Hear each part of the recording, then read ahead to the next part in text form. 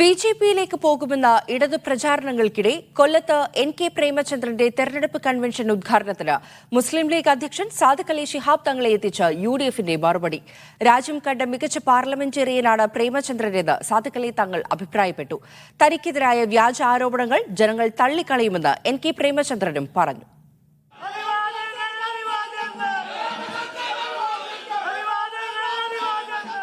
ന്യൂനപക്ഷ വോട്ടുകൾക്ക് പ്രാധാന്യമുള്ള ലോക്സഭാ മണ്ഡലമാണ് കൊല്ലം. താരതമ്യേന മുസ്ലിം വോട്ടുകൾ കുറവാണെങ്കിലും സമുദായ വോട്ടുകളിൽ വിള്ളലുണ്ടാകില്ലെന്ന് ഉറപ്പാക്കാനാണ് യു.ഡി.എഫിന്റെ ശ്രമം.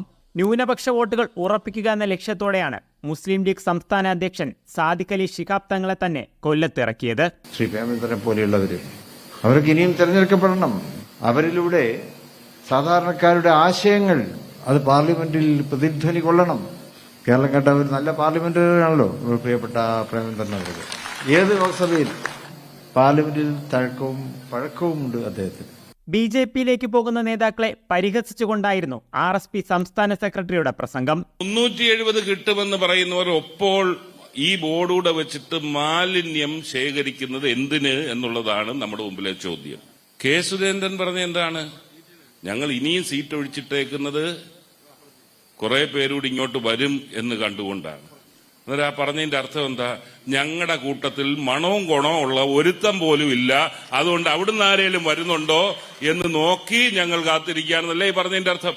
ഭരണപരാജയം മറച്ചുവെക്കാനാണ് ഇടതുപക്ഷം താൻ ബി.ജെ.പിയിലേക്ക് പോകുന്നു എന്ന പ്രചരണം നടത്തുന്നതെന്ന് പ്രേമചന്ദ്രൻ. 1988 ആദ്യത്തെ തെരഞ്ഞെടുപ്പിൽ ഞാൻ നാവായിക്കുളം ഗ്രാമപഞ്ചായത്ത് തെരഞ്ഞെടുപ്പിൽ മത്സരിക്കുമ്പോ മൺവെട്ടിയും മൺകോരുകയും അടയാളത്തിൽ ആർ.എസ്.പിയുടെ ചിഹ്നത്തിലാണ് മത്സരിച്ചതെങ്കിൽ തുടർന്ന് ഇങ്ങോട്ടുള്ള എല്ലാ തെരഞ്ഞെടുപ്പുകളിലും മത്സരിച്ചത് അതേ പാർട്ടിയുടെ അതേ ചിഹ്നത്തിൽ മത്സരിച്ചുകൊണ്ടാണ് തെരഞ്ഞെടുപ്പുകളിൽ മത്സരിച്ചത്. അതൊരു എന്റെ അഭിമാനമാണ്. എന്റെ രാഷ്ട്രീയമായിട്ടുള്ള പൊളിറ്റിക്കൽ പ്രസ്റ്റീജാണ്, പൊളിറ്റിക്കൽ ഐഡന്റിറ്റിയാണ്. പൗരത്വ നിയമത്തിൽ മുഖ്യമന്ത്രിയുടെ നിലപാടിനെ പ്രേമചന്ദ്രൻ പരിഹസിച്ചിരുന്നു. ഇതിലൂടെ പ്രേമചന്ദ്രന്റെ ബി.ജെ.പി. പ്രീണനം വെളിവായി എന്നാണ് എൽ.ഡി.എഫിന്റെ വാദം. മീഡിയ 1 കൊല്ലം.